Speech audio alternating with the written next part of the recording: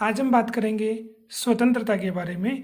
सबसे पहले तो हम देखेंगे स्वतंत्रता का अर्थ और उसके बाद में हम देखेंगे अर्थ के आधार पर स्वतंत्रता के कितने रूप हैं। तो बात करते हैं स्वतंत्रता की। देखो, स्वतंत्रता जो शब्द है इसके लिए अंग्रेजी जो शब्द आता है उसका नाम है लिबर्टी। कहने का मतलब ये हुआ स्वतंत्रता को अंग्रेजी में क्या बोलेंगे? लिबर्टी। अब ये जो लिबर्टी शब्द है ये कौन सी भाषा से बना है? लैटिन भाषा। और लैटिन भाषा का कौन सा शब्द है? लिबर।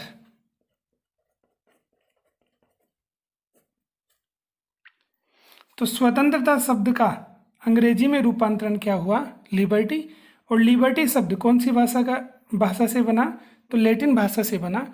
और लैटिन भाषा के कौन से शब्द से बना? तो लीबर शब्द से बना। अब इस लीबर शब्द का मतलब क्या होता है? तो इसका अर्थ होता है बंधनों का अभाव।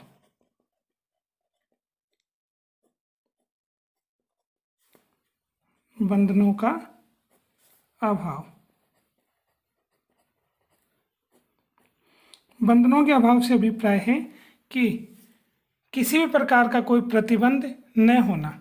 सभी प्रकार के जो बंधन हैं, प्रतिबंध हैं, उनको हटा दिया जाए। एक प्रकार से मुक्ति कि व्यक्ति को खुला छोड़ दिया गया। ठीक है, तो ये हुआ स्वतंत्रता शब्द का अर्थ। तो स्वतंत्रता बोल दें या बंधनों का अभाव। अब स्वतंत्रता के अर्थ के आधार पर कि बंधन नहीं हो, ऐसा शुरुआत में क्यों हुआ? कौन कौन से विचारक थे जिन्होंने ये कहा कि व्यक्ति के ऊपर किसी भी प्रकार का प्रतिबंध या बंधन नहीं होना चाहिए? तो स्वतंत्रता शब्द को लेकर के शुरुआत में हम बात कर लेते हैं। देखो, 17वीं शताब्दी। और 17वीं शताब्दी में क्या हुआ? 17वीं शताब्दी में हम इंग्लैंड की बात करते हैं। कौन से देश की बात करते हैं? इंग्लैंड की। में क्या हुआ?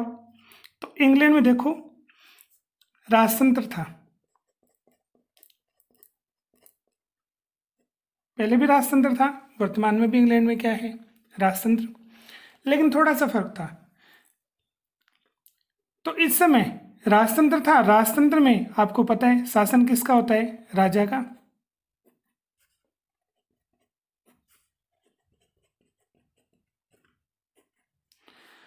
तो इंग्लैंड में राजतंत्र था 17वीं शताब्दी में, और वहां पर राजा का शासन था। और राजा जो था वो सर्वे सर्वा था। सर्वे सर्वा का मतलब है कि सरकार की तुलना में राजा के पास शक्तियां क्या थी? ज़्यादा थी। सरकार कमजोर थी और राजा क्या था? शक्तिशाली था। तो ये स्थिति थी कहाँ पर? इंग्लैंड में। किसकी? राजतंत्र की। अब जब सरकार कमजोर थी और राजा शक्तिशाली था, तो ऐसी स्थिति में व्यक्ति के जो अधिकार थे वो क्या थे? सीमित थे। इसलिए वहाँ के लोगों ने 17वीं शताब्दी में क्या किया? आंदोलन किया। और आंदोलन किया तो आंदोलन करने का उद्देश्य ये था कि राजा के अधिकारों में क्या आ जाए? कमी आ जाए। इसलिए आपने इतिहास में पढ़ा होगा कि एक महत्वपूर्ण क्रांति हुई जिसे इंग्लैंड की क्रांति कहते हैं।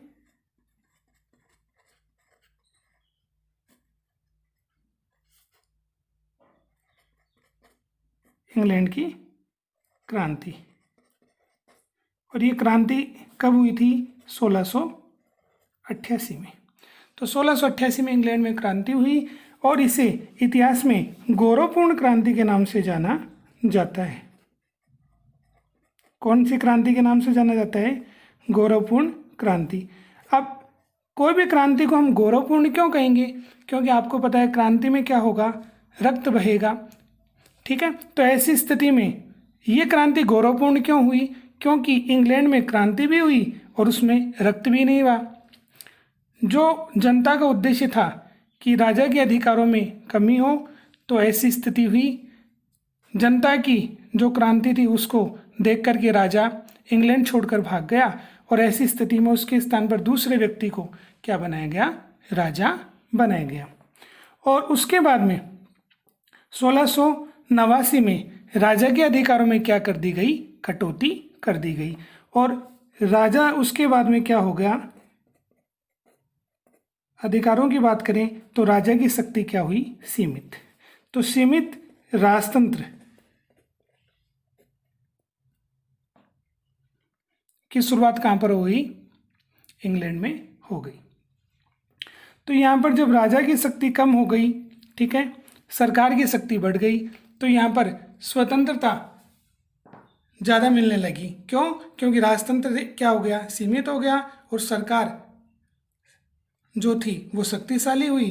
तो सरकार ने लोक कल्याण की दृष्टि से काम करना प्रारंभ किया और जनता को स्वतंत्रता प्राप्त होने लगी। तो इस समय के जो विचारक थे, इन विचारकों का मानना था कि व्यक्ति को पूरी तरह से आप स्वतंत्र कीजिए, आप उसे हर कार्य करने के लिए क्या दे दें, स्वतंत्रता दे दें। अगर व्यक्ति योग्य होगा तो वो अपना क्या करेगा, भला करेगा, अपना विकास करेगा। तो ये तो हमने देखा एक क्रांति के माध्यम से कि आखिर किस प्रकार से इंग्लैंड में क्रांति हुई। क्रांति का उद्देश्य ये था कि जनता को अधिक से अधिक क्या मिले, स्वतंत्रता मिली। इसलिए राजतंत्र को क्या किया गया, सीमित किया गया।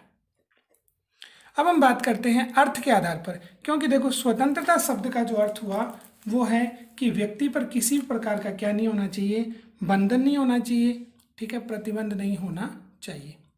तो हम बात कर लेते हैं कि अर्थ के आधार पर, ठीक है, अर्थ के आधार पर विचारक जो है वो दो भागों में बंट गए।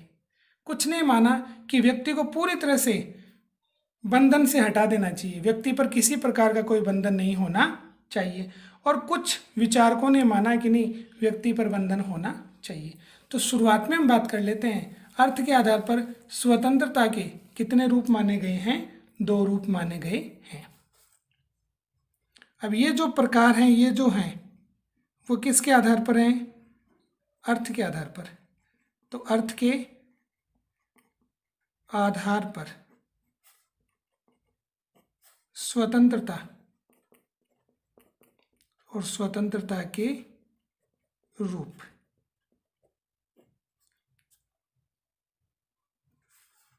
तो अर्थ के आधार पर स्वतंत्रता के कितने रूप माने गए, दो रूप माने गए। पहला जो रूप था उसे हम नकारात्मक स्वतंत्रता कहते हैं,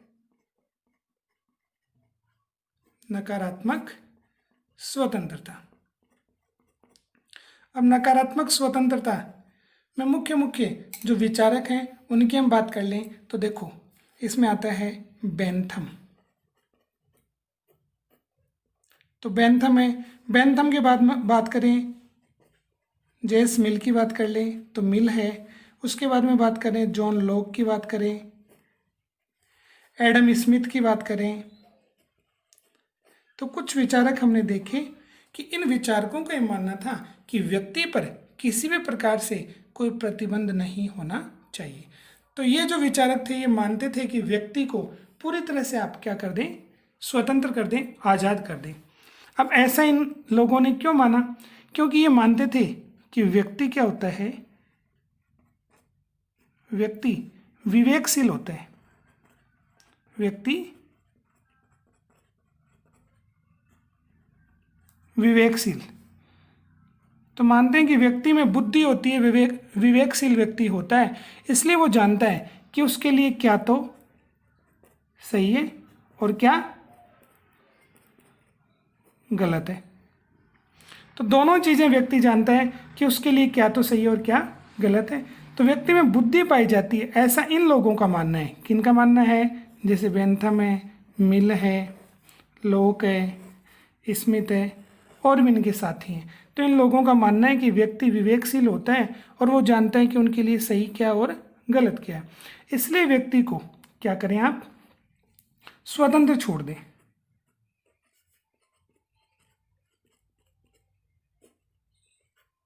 अब यहाँ पर स्वतंत्रता का जो मतलब हुआ ना वो हुआ स्वच्छंदता से। कि नकारात्मक स्वतंत्रता की विशेषताओं की बात करें तो ये बात की जाएगी यहाँ पर स्वच्छंदता।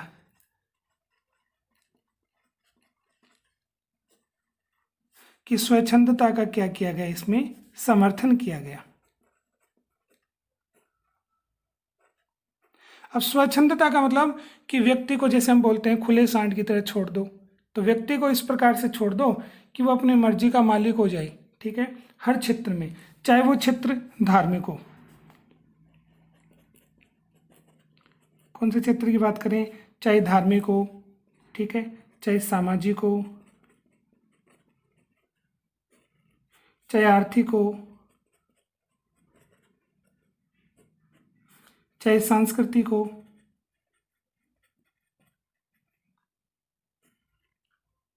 तो व्यक्ति को इन क्षेत्रों में क्या छोड़ दें हम? स्वतंत्र छोड़ दें। सभी व्यक्ति को समान माने, ठीक है, और व्यक्ति को विवेकशील मानते हुए हम उन्हें अपना विकास करने के लिए क्या कर दें? पूरी तरह से हम खुली छूट दे दें, उन्हें आज़ादी दे दें कि व्यक्ति अपना विकास करेगा, चाहे वो धार्मिक क्षेत्र हो, चाहे वो सामाजिक क्षेत्र हो, चाहे वो आर्थिक क्षेत्र हो, या फिर वो सांस्कृतिक क्षेत्र हो, तो व्यक्ति स्वयं अपना विकास कर लेगा, क्योंकि व्यक्ति विवेकशील है, व्यक्ति में बुद्धि है। तो इन विचारकों का मानना था कि व्यक्ति को स्वतंत्र छोड़ दो, क्योंकि स्वतंत्रता से ही व्यक्ति अपना कौन सा विकास करेगा? सर्वांगीण विकास।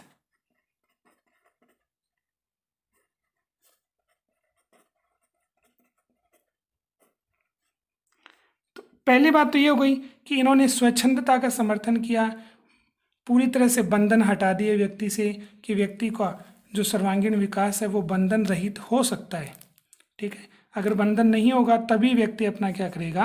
विकास करेगा।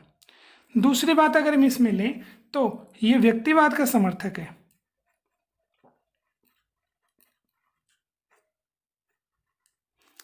व्यक्तिवाद का समर्थक या समर्थन, कि नकारात्मक स्वतंत्रता ने किस पर जोर दिया? व्यक्तिवादी विचारधारा पर जोर दिया। व्यक्तिवाद का क्या किया? समर्थन। अब देखो, एक शब्द आया यहाँ पर, व्यक्तिवाद। वाद का मतलब क्या हुआ? विचारधारा। और ऐसी विचारधारा जो किस पर महत्व दे? जो व्यक्ति को महत्व दे। तो वो विचारधारा कैसी हो गई? व्यक्तिवादी विचारधारा। इसको हम दो के आधार पर समझेंगे। एक तो हम लेते हैं व्यक्ति, और दूसरा हम ले लेते हैं राज्य। दोनों की तुलना कीजिए और अच्छे से अपने समझ में आएगा। देखो, अगर सामान्य जानकारी में हम देखें तो जब भी देखो व्यक्ति को अगर ज़्यादा स्वतंत्रताएं मिलेंगी तो इसका मतलब क्या हुआ?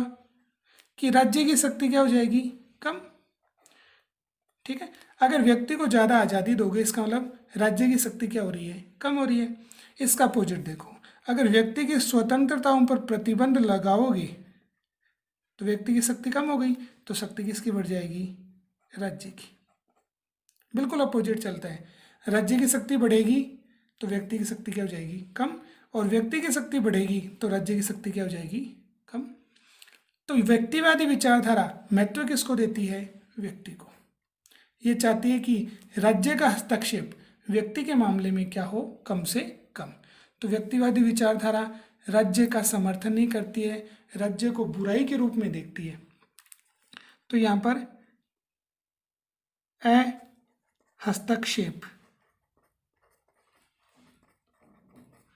हस्तक्षेपवादी राज्य। तो देखो, राज्य कैसा होना चाहिए?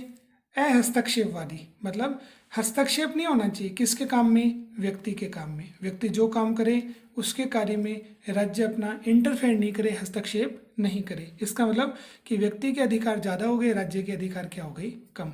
तो पहली वाली जो चीज़ है उसका समर्थन किया जा रहा है।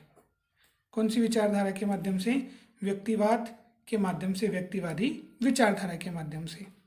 तो यहाँ पर राज्य के जो अधिकार हैं, राज्य के जो कार्य हैं वो क्या हो गए? सीमित। तो राज्य के कार्य क्या हो गए? सीमित। अब सीमित कार्य करेगा कौन? राज्य। तो कौन कौन से कार्य राज्य कर सकता है? तो यहाँ पर ये माना गया कि राज्य सीमित काम करे, कम से कम काम करे, ठीक है। और कम से कम काम कौन कौन से करे? तो राज्य का महत्वपूर्ण कार्य है सुरक्षा। राज्य का महत्वपूर्ण कार्य इस विचारधारा के माध्यम से क्या माना गया है? सुरक्षा माना गया है। चाहे वो सुरक्षा आंतरिक क्षेत्र में हो या वो सुरक्षा बाहरी क्षेत्र में हो। जिस प्रकार से आंतरिक रूप से सुरक्षा प्रदान करने में, शांति व्यवस्था बनाए रखने में किसका महत्वपूर्ण योगदान होता है? पुलिस का। और बाहरी जो सुरक्षा के लिए महत्वपूर्ण योगदान किसका होता है? सेना का। तो इस प्रकार से राज्य सिर्फ और सिर्फ कौन सा काम करे? सुरक्षा का ही कार्य करे, इसके अलावा कोई कार्य नहीं करे। ये व्यक्तिवादी विचारधारा के लोगों का मानना था कि राज्य व्यक्ति के मामले में कम से कम हस्तक्षेप करे। राज्य का काम बिल्कुल सीमित होना चाहिए और वो क्या काम करे? सुरक्षा से संबंधित कार्य कोई करे, बाकी व्यक्ति के कार्यों में अपना हस्तक्षेप नहीं करे। हस्तक्षेपवादी राज्य को हम कहते हैं इंग्लिश में लेसेज फेयर। Laces fair. तो इस प्रकार से इसके विशेषता हमने देखी। एक तो स्वच्छंदता का समर्थन किया गया है, व्यक्तिवाद का समर्थन करता है। अगर और विशेषता हम देखें तो नंबर 3, वही शासन अच्छा है। शासन वही अच्छा जो कम से कम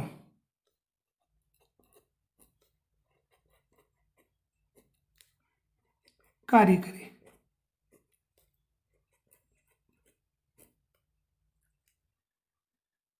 तो यहां पर यह माना गया है नकारात्मक स्वतंत्रता के माध्यम से कि शासन या सरकार वही अच्छी है। शासन बोल दें या सरकार बोल दें, वही अच्छी है जो कम से कम क्या करे? कार्य करे। ऐसा क्यों? क्योंकि आप देखो, अगर सरकार है वो लंबे समय तक कार्य करेगी, इसका मतलब सरकार की क्या होगी? या शासन की जो शक्ति होगी, सरकार बोल दें या शासन बोल दें, ठीक है, इनकी शक्ति क्या होगी? ज़्यादा हो जाएगी। और इनकी शक्ति ज़्यादा होगी तो जाहिर सी बात है व्यक्ति की जो शक्ति होगी वो क्या हो जाएगी? कम हो जाएगी। तो यहाँ पर नकारात्मक स्वतंत्रता के माध्यम से यह बताने का प्रयास किया जा रहा है कि शासन वही अच्छा होगा, श्रेष्ठ वही शासन होगा जो कम से कम शासन करे, कम समय तक कार्य करे। कम समय तक कार्य करेगा तो शासन की शक्तियाँ कम होंगी, और जाहिर सी बात है जब शासन की शक्तियाँ कम होंगी तो व्यक्ति की शक्ति क्या हो जाएगी? बढ़ जाएगी। और एक विशेषता और हम लेते हैं कि ये जो विचारधारा है वो पूंजीवाद का समर्थन करती है।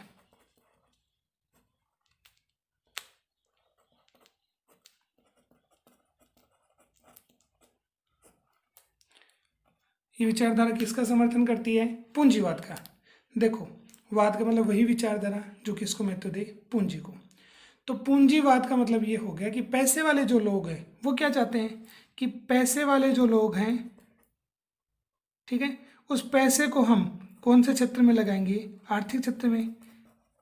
पैसे वाले लोग हैं उनको लगाते हैं वो, और कौन से क्षेत्र में लगाते हैं? आर्थिक क्षेत्र में, ताकि वो क्या प्राप्त करें? अधिक से अधिक लाभ।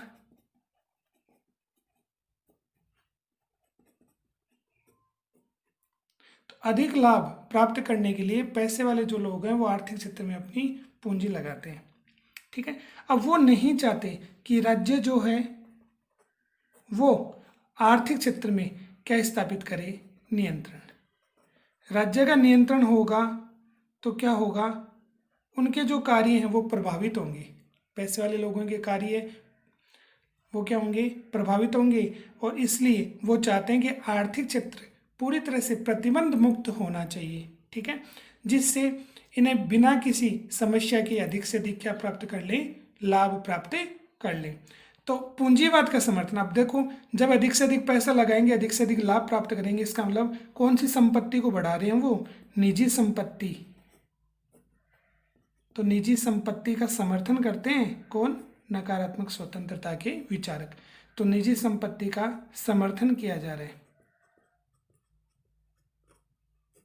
ठीक है। तो हमने कुछ विशेषताएं देखी किसकी? नकारात्मक स्वतंत्रता की। तो यहाँ पर राज्य का काम क्या हुआ? सिर्फ और सिर्फ सुरक्षा देने का ही काम हुआ कि राज्य क्या प्रदान करेगा? सुरक्षा, ठीक है। उसके अलावा व्यक्ति बुद्धिशाली है, व्यक्ति में विवेक पाया जाता है, वो अपना विकास स्वयं चलेगा, हर क्षेत्र में वो अपना विकास करने के लिए उसे राज्य के माध्यम से छोड़ दिया गया है। राज्य उसके कार्यों में किसी प्रकार का हस्तक्षेप नहीं करेगा, व्यक्ति अपना विकास स्वयं करे। ये विचारधारा कैसी थी? नकारात्मक स्वतंत्रता की। इसमें मुख्य रूप से 3 अधिकारों पर भी जोर दिया गया, और वो अधिकार कौन कौन से थे? तो हम अधिकारों की बात कर लें तो 3 अधिकारों पर जोर दिया गया। एक तो जीवन, दूसरा संपत्ति, और तीसरा स्वतंत्रता। तो इन तीनों पर जोर दिया गया है, जीवन, संपत्ति और स्वतंत्रता, कि ये अधिकार व्यक्ति को हमेशा प्राप्त होने चाहिए। ठीक है, फिर हम बात कर लेते हैं सकारात्मक स्वतंत्रता के बारे में। दूसरा रूप हम देखते हैं, और वो कौन सा हो जाएगा? सकारात्मक स्वतंत्रता।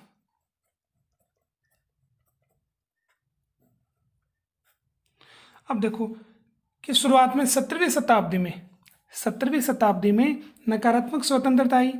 ठीक है, फिर आगे जा करके इसके जो दुष्परिणाम आए उसके कारण ये माना जाने लगा कि व्यक्ति की स्वतंत्रताओं पर अंकुश जरूरी है, प्रतिबंध जरूरी है। जैसे हम बात करें कि एक गाड़ी है, ठीक है, उस गाड़ी में क्या नहीं है? ब्रेक नहीं है, क्योंकि ब्रेक जो है वो क्या है? आपको नियंत्रित करता है। ठीक है, तो गाड़ी में ब्रेक नहीं है, तो ऐसी स्थिति में आप दूसरे व्यक्ति को क्या पहुंचाओगे? नुकसान, क्योंकि आपका एक्सीडेंट होगा तो दूसरे व्यक्ति को आप क्या पहुंचाओगे? नुकसान पहुंचाओगे। तो इस प्रकार से व्यक्ति की जो स्वतंत्रता है उस पर क्या जरूरी होना चाहिए? ब्रेक होना चाहिए, उस पर प्रतिबंध लगना चाहिए, नहीं तो वो क्या होगा? दूसरे व्यक्ति को क्या करेगा? नुकसान पहुंचाएगा। तो इस प्रकार से सकारात्मक जो विचारधारा आई, ठीक है, उसने जोर दिया कि व्यक्ति पर आवश्यक प्रतिबंध होने चाहिए। तो यहाँ पर अगर विशेषता की हम बात कर लें, विचारकों की बात कर लें, तो देखो इन विचारकों में हम बात कर लेते हैं। रूसो है, ठीक है, कांट है, रूसो है, कांट है, टी.एच. ग्रीन है, लास्की है, हीगल है। तो कुछ विचारक ऐसे हैं जिन्होंने जोर दिया कि नहीं, व्यक्ति को पूरी तरह से आज़ादी मत दो आप, नहीं तो वो क्या करेगा? दूसरे व्यक्ति को हानि पहुंचाएगा। इसीलिए देखो आगे जा कर के ये माना जाने लगा कि व्यक्ति को स्वतंत्रता तो दो, लेकिन वो स्वतंत्रता सभी व्यक्तियों को समान रूप से प्राप्त हो। जैसे हम एग्जाम्पल के रूप में बात करें तो यहाँ पर सीमित स्वतंत्रताओं का क्या किया गया है? समर्थन, कि स्वतंत्रताएं कैसी होनी चाहिए? सीमित।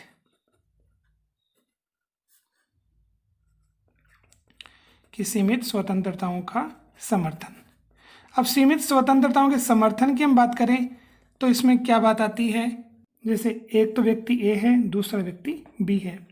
अगर हम ए व्यक्ति की स्वतंत्रता ज़्यादा कर देते हैं तो जाहिर सी बात है वो बी व्यक्ति की स्वतंत्रता वो क्या पहुंचाएगा? नुकसान। तो ए व्यक्ति अपनी स्वतंत्रताओं को बढ़ाएगा तो वो दूसरे व्यक्ति की स्वतंत्रताओं को क्या कर देगा? समाप्त कर देगा।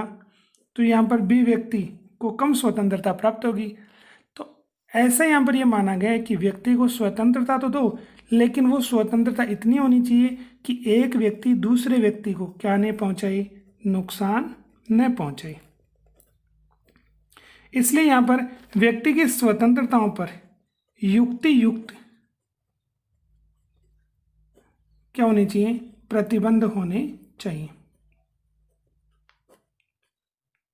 कि व्यक्ति को पूरी तरह से आज़ादी मत दो आप, व्यक्ति पर कुछ आवश्यक प्रतिबंध रखो जिससे वो दूसरे व्यक्ति को नुकसान नहीं पहुंचाए। प्रत्येक व्यक्ति अपनी स्वतंत्रताओं का अच्छे ढंग से प्रयोग करे। ठीक है, और ये कब होगा? जब प्रत्येक व्यक्ति को आप क्या करें? सीमित करने का प्रयास करें, उसे स्वतंत्रता प्रदान न करें, उसे कानून के दायरे में लाने का प्रयास करें। तो यहाँ पर पहली चीज हो गई कि सीमित स्वतंत्रता व्यक्ति को मिलनी चाहिए। दूसरी हम बात करें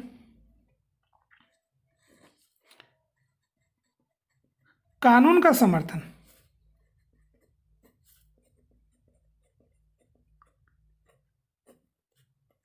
यहाँ पर कानून का समर्थन पर भी जोर दिया गया है कि एक व्यक्ति दूसरे व्यक्ति, ठीक है, को नुकसान नहीं पहुंचाए। क्यों?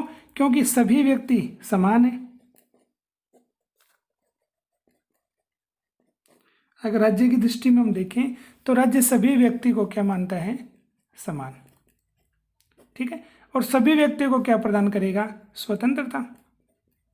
तो ऐसा थोड़े कि एक व्यक्ति को तो स्वतंत्रता ज़्यादा दे देगा और दूसरे व्यक्ति को स्वतंत्रता कम देगा।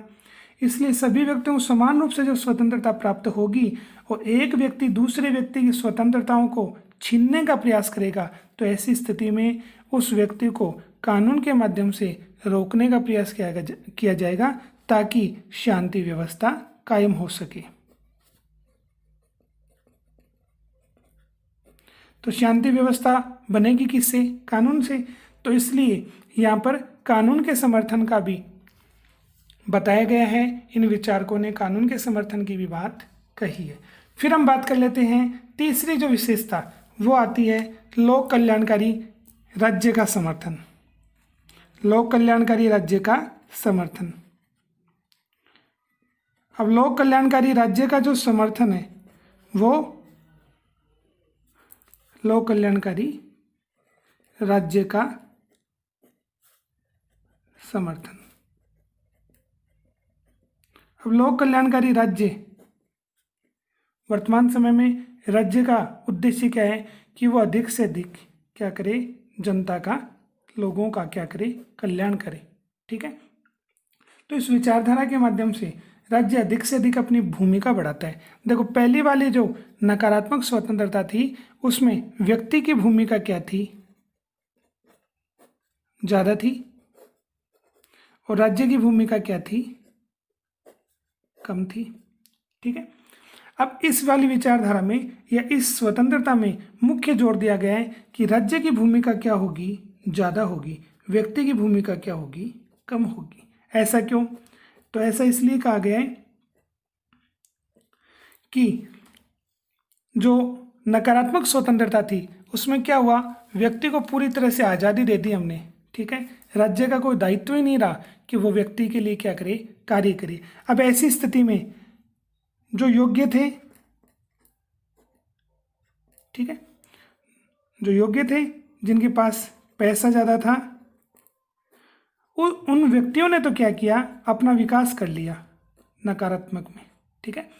तो नकारात्मक विचारधारा की हम बात कर रहे थे तो उसमें योग्य और पैसे वाले जो व्यक्ति थे वो तो आगे बढ़ गए विकास के मार्ग पर, और जो गरीब थे, जो कमजोर थे,